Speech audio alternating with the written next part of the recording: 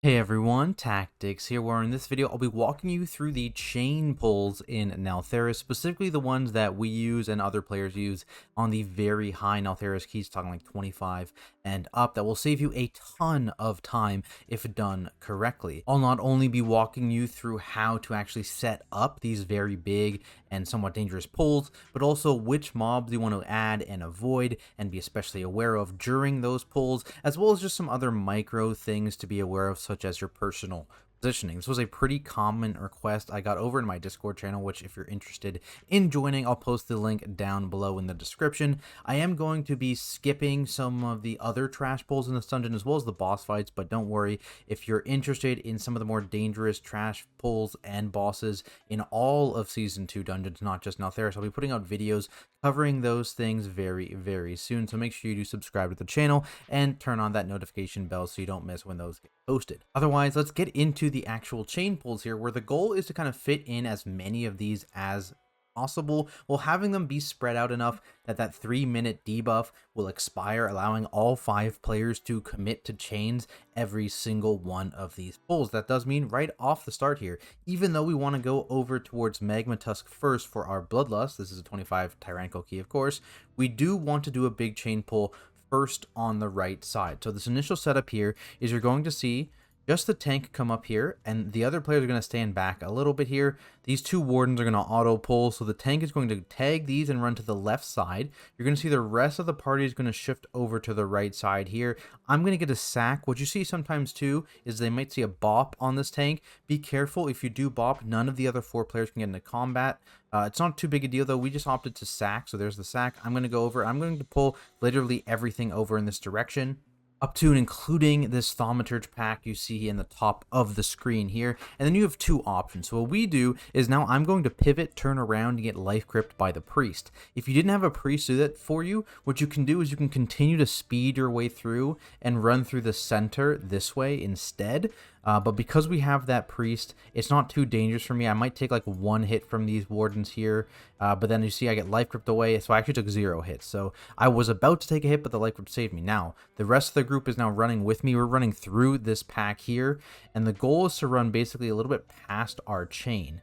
One other thing you can do in this pull is you can add the mini boss exactly to our right.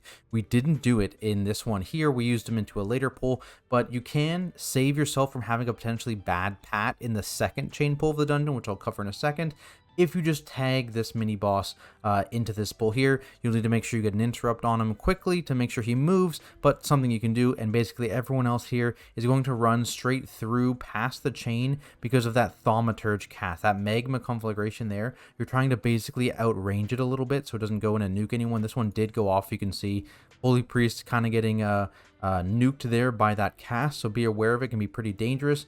Now also you need to be aware of the warden frontal, so note the positioning here. I pull the pack through and I'm not facing it towards the chain. That allows people to be on the chain safely, because otherwise these wardens are going to frontal, right? So there's the frontal.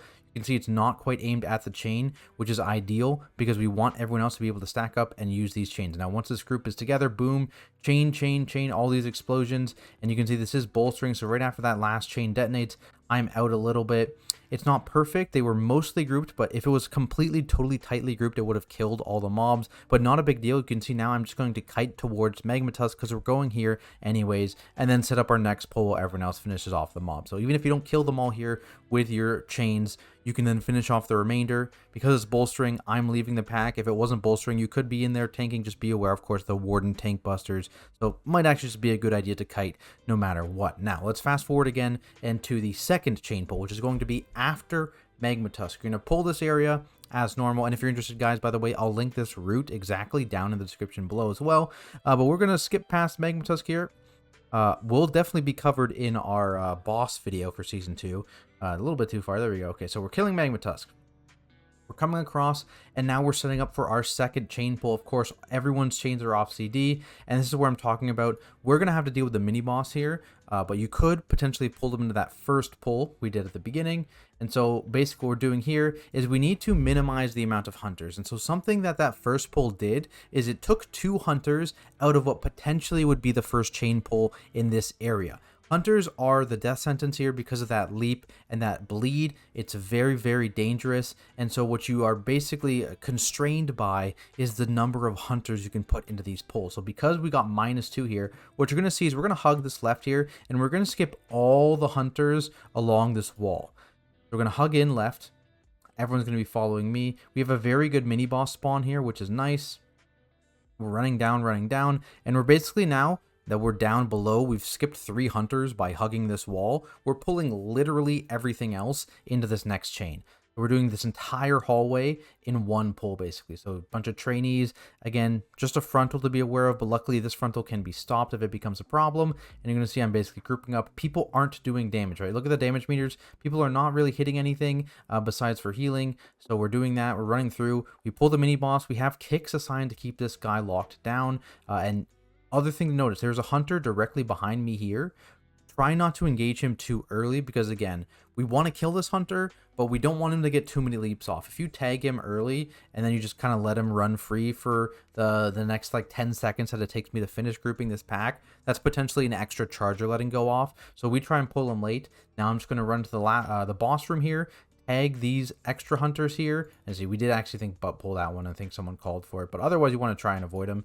I'm going to pull these last 2 guys in, these 2 hunters. So now we've got another 2 hunters in the pull, but luckily these guys should only get 1 cast off. Now we're running through here. AoE stops to try and prevent all these casts from going off, and we're grouping up right next to this chain here. And then this chain goes off. Something also to note is we do tend to have someone going early to just start and initiate that stun. Very, very useful to prevent things like heals, like frontals and whatever from going off. And it makes the chains for the other 4 players much safer to execute if that one person get a chain relatively quickly. So you're going to see here, chains start going off. Boom, boom, boom. I haven't even done my chain yet. There's the knock to group it up a little bit more because things were a little bit behind. Because this wasn't like great in terms of grouping. We got most of it with that last chain there, but big bolstering, of course, I'm not going back in there. This is something though would be perfectly fine to tank without bolstering. That's what happens with a bolstered hunter, by the way. Just absolutely smacked in one shot. Very, very fun. But otherwise, somewhat clean, right? This is even though this is like one of the worst case scenarios here because we didn't get a lot of damage into the Overseer and we missed that chain. They weren't very tightly grouped, like I mentioned. That first pull, pretty tightly grouped. This one was honestly could have been much, much improved, but look how fast. Like this was the entire hallway. We're done. We're at the boss now. So very, very beneficial, even though that wasn't as clean as it could have been. We ideally would have wanted these a little bit more grouped. Probably could have used Ursul's there to help with that, and I just did not. Actually, no, I'm not playing Ursul's. That's why. Haha. Okay. But here we go. Chargath, not too relevant, but what this basically does is it lets us put your chains on cooldown by killing the boss. So you're done this boss, your chains on a high enough key, that is, are going to be off cooldown. And so now you can set up for another big chain pull immediately after this boss. Some little bug to note, if you enter combat with your chain debuff, like say it's like 10 seconds left, and then you do this group, your chain debuff has fallen off, there is a bug where you will not be able to interact with the chain until you reload while you're in that combat. So keep that in mind. A little bit of a bug. Might be better to just wait for that debuff to fall off before doing that. A similar bug, which you're actually going to see here, is paladins. If they bubble with the chain, the debuff will like stay on them after combat ends even, and they'll just basically tick down until they die. So keep that in mind. Can be a little bit weird, but basically what's going to happen now is because there's a lot of hunters in this pull, you're going to see I'm going to enter this pull solo as the tank here, and as soon as I get past a little bit out of LOS here, the rest of the players are then going to run up. So I'm going to go solo, everyone else is staying behind, so no one else is in combat, so these hunters aren't going to be super scary. Pulling everything here up the hallway a bit, up in my own defensive to live, getting stuck on this little step here, don't recommend doing that, and now you're going to see everyone else come in after the fact, taking all these mobs out here. I would be way further usually because I normally would not recommend getting stuck by the step, but you know, it is what it is. Grab the tamed phoenixes up here, and this is the whole pack basically. This is everything. Again, ideally trying to stop with that AoE stop right there, and we're pulling right back on top of the chains here, and we're chaining everything. Boom, boom, boom. Nice group. This is a nice group. This is a nice group, and this is probably all going to die instantly. Yeah, there it is. That's exactly what you want to do literally every time. That's how it's supposed to look. So there it is. And then we're moving up here. there's no chains upstairs. So basically what you're doing now, as the fourth chain pull, fourth and final chain pull of the dungeon, is you're going to snap a bunch of trash down from the Forge Master area after you've finished Forge Master, bring it onto the trash in front of the final boss's room, and combine it with some of that trash that we skipped in the first pull, because the main issue with the chains is that the bigger elite mobs, like those wardens, like the bird before the last boss room, like the lavamancer guys, they do not actually proc the chains. You need non-elite mobs. You need hunters. You need the molten frontal guys that aren't wardens, the other ones. Initiates, trainer, whatever they're called. You need those regular mobs to actually trigger the chain. And so us having avoided those hunters when we hugged into the actual Chargath wing gives us more targets to chain in our final snap pull. So let's fast forward a little bit here. Past Forge Master, past Forge Master. Here we go. Okay. So basically, we are only going to snap these two Lavamancers or Lava Bearers. You can totally snap more. Any of this trash here you want to snap, you can snap it down, including the mini boss. So whatever it is that you want to count for, you can snap it down. It's going to make this more dangerous. But basically, we tag these Lava Bearers. We're going to jump down the stairs here together so these Lavamancers don't automatically melee someone. That would not be ideal. I'm waiting, and we're jumping down here. And what's going to happen is the Evoker has gone down towards the middle of the room to pull the 3-pack. I'm going to move back into the Forge Master, or not Forge Master, Chargath room to tag not this hunter, but the other 2 packs here. So there's going to be 2 hunters, I believe, in this pull.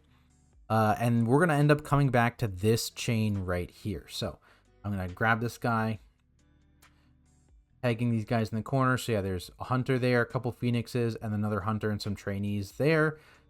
We're bringing this pack back to the chain.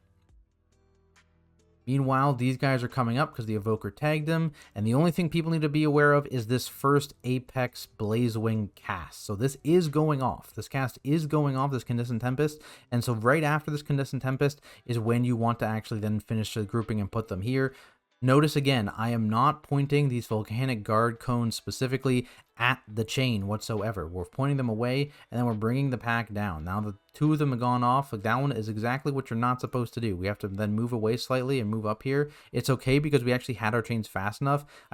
What had probably happened is I thought this one had already gone off, but it hadn't. So they're all grouped up. Boom, boom, boom. And this is where bolting gets very scary. You basically need to now murder the bird before the next Candace and Tempest, but you kind of need to do that anyways because you commit a lot of defensives to that part. But then you're basically just murdering this, and you see again, I'm kiting down towards the last boss because that's where we're going. But this is count. We're now done count at this point. So basically, you're doing like more than half of your trash count in 4 pulls, which are done with chains there. Frontals are going to be shooting out. Snapping is involved. Obviously, it's very dangerous. We tend to commit a lot of defensives, especially as a tank. You tend to save up defensives to kind of just chain use them during these pulls because there's so many mobs, and you're limited by the number of hunters in a pull. Pulling like 5 hunters in a pull, particularly on a fortified week, is usually a death sentence, which is why we've arranged these pulls in the way we have. If you want to see the skip at the end here, it's basically you hug the right with invis. You can run down directly between the packs even without invis after that. But there it is, guys. Hopefully this does help you kind of understand how the chain pulls work, why they work a little bit better, and how to actually execute them. If it helps you out, be sure to leave a like and subscribe to the channel for more content like it, including videos going over the hardest bosses and hardest trash pulls of Season 2, like I mentioned, how to handle them. That's coming very, very soon. If you have any questions still about this dungeon, feel free to drop those down in the comments below, or you can always stop by my Twitch channel at Tactics, where I stream all of my high keys. Been smashing them on the Guardian Druid recently, which has always been fun, especially when 10.1.5 is coming very, very soon. Big shout out to all of my subscribers over on Patreon. Your support means a lot. Otherwise, thank you all so much for watching, and I'll see you in the next video.